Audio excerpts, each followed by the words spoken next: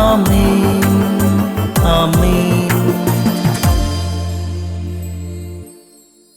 യേശുവിൻ്റെ ഏറ്റവും പ്രിയമുള്ള കുഞ്ഞെ, ഉൽപ്പത്തി 43:10 യൂദ അപ്പനായ ഇസ്രായേലിനോട് പറയുന്നതാണ്. നമ്മൾ ഇത്രയും താമസിക്കാതിരുന്നിരുന്നുവെങ്കിൽ ഇതിനകം 2 പ്രാവശ്യം പോയി തിരിച്ചു വരാമായിരുന്നു.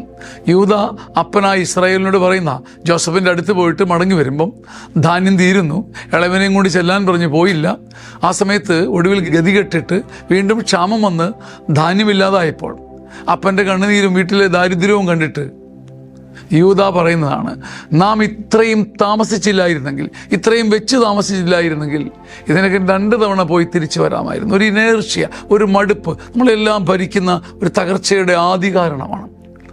ഒന്നും ചെയ്തു തീർക്കില്ല, നമ്മുടെ ഉള്ളിലൊരു തീ വീഴുന്നില്ല.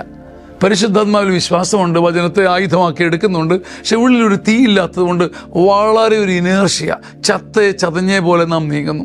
ഉള്ളിലൊരു തീഷ്ണതയില്ലായ്മ. ഏലിയായോട് ദൈവം ചോദിച്ചപ്പോൾ ഏലിയ പറഞ്ഞല്ലേ, ഉള്ളിൽ തീയാ, അങ്ങയെക്കുറിച്ചുള്ള തീഷ്ണതയാൽ ഞാൻ കത്തുകയാണ്. അങ്ങനെ പറയുന്ന ഒരു ചുരുക്കമാണ്. വാഗുകൊണ്ട് പറയും, പക്ഷേ നമ്മുടെ ജീവിതത്തെ അങ്ങനെ ക്രമീകരിക്കാൻ നമുക്ക് വലിയ പാടാണ്.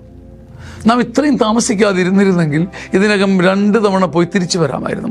നാം ഇത്രയും വെച്ച് താമസിക്കാതിരുന്നെങ്കിൽ ഫലം കൊയ്യാമായിരുന്നു. നാം ഇത്രയും നിരാശപ്പെടാതെ മടുത്തു പോകാതിരുന്നിരുന്നെങ്കിൽ ഒത്തിരി കാര്യങ്ങൾ നടന്നേനെ. ദൈവരാജ്യത്തിൻ്റെ വളർച്ച ഒത്തിരി കാണാൻ കഴിഞ്ഞേനെ.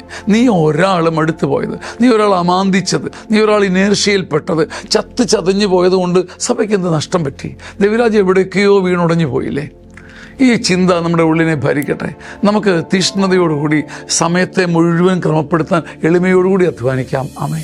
60 വയസ്സിന് മുകളിലുള്ളവർക്ക് ജീവിതത്തെ ഒന്നുകൂടെ കാണാനും അപഗ്രഥിക്കാനും പഠിക്കാനും ഒന്ന് തിരഞ്ഞെടുക്കാൻ, നന്മയും സന്തോഷവും തിരഞ്ഞെടുത്ത് ജയിക്കാനുള്ള അവസരമാണ് സീനിയർ സിറ്റിസൺ ധ്യാനം. ചങ്ങനാശ്ശേരി അതിരൂപത ഒരുക്കുന്ന ഈ മനോഹരമായ ശുശ്രൂഷ ജൂലൈ 19, 20, 21, 22 തീയതികളിലാണ്. വളരെ സ്നേഹത്തോടെ നിങ്ങളെ സ്വാഗതം ചെയ്യുന്നു.